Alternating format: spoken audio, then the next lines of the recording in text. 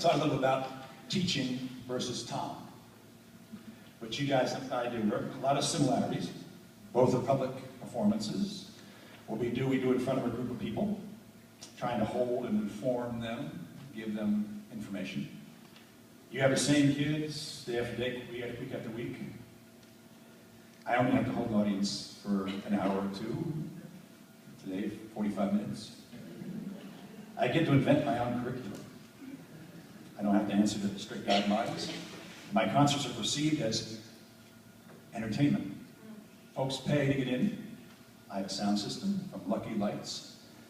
What I do is seen as play. You have to hold them, sometimes for hours at a time.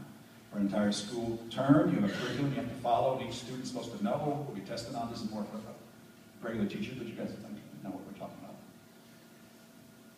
But teaching is an art as well. You know better than I do how each class is different. Sometimes you connect, sometimes it feels like you're pulling teeth. I taught for a couple of years at a street academy in White Plains, New York. During the Vietnam War, it was a way of staying home and not going abroad. And mostly remedial high school math and English, helping high school dropouts get a diploma. And I appreciate just how hard it is to get information into a bored classroom. Also, the delivery system is different. I have music, but you have art.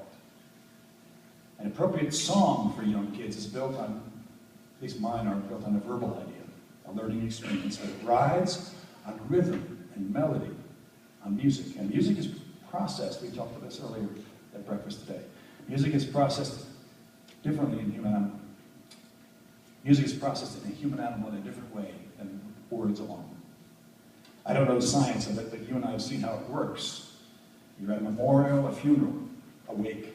There are speeches and eulogies, and we listen, we're moved and sad, but we're composed. But then somebody sings a song, plays a tune, does a dance, and the audience dissolves in tears. Yip Harper, the great lyricist who wrote Somewhere Over the Rainbow, The Wizard of Oz, and all the other words there, and Brother Keith Spare had a great quote which I'll paraphrase. It said, "Words convey ideas, music conveys emotion." You put them together, you get an idea with emotion, and that's a great song. And I get to use story. The age-old way that humans make a point is to tell a story. I wasn't read as a story. I heard a music therapist call a song a container.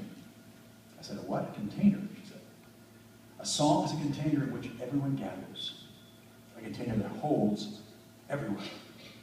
The whole room, the whole convention, the whole class, while it's going on." How are we doing time-wise, Mike? I had to stop sometime.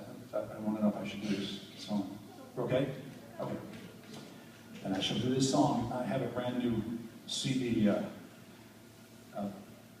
was,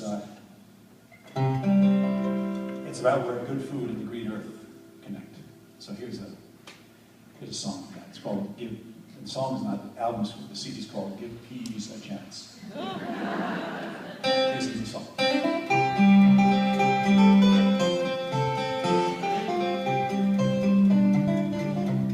How to make a point, not to be too much polemic. If I were an apple, I'd be very unhappy, traveling 4,000 miles or more.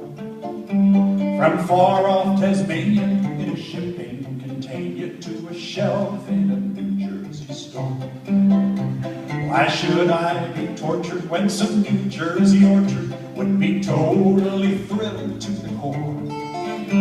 To pick me and crate me, load me and freight me, not 4,000 miles, but 4. An apple should be not far from the tree where it ripens in the fall. Locally grown and locally eaten is globally good, good, good for us all. That's right. Locally grown and locally eaten is globally good, good, good for us all. And if I were a berry, I expect I'd be very contrary and hardly inclined to get shipped out from Chile food store in North Philly. Hey, I'd have to be out of my mind.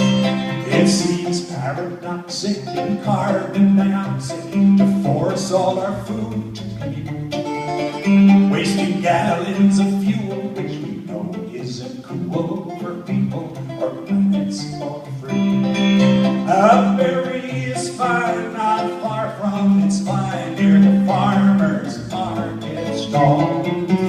Locally grown and locally eaten is globally good, good, good for us all.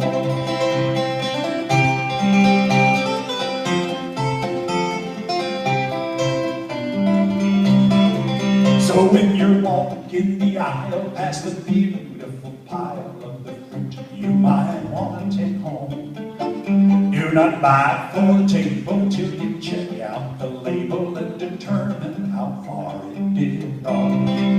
Aside from the karma of helping a farmer who lives in your county or state, there is one more good reason to buy what's in season. The taste is incredibly great. So keep buying foods from regional dudes. Keep your carbon footprint small.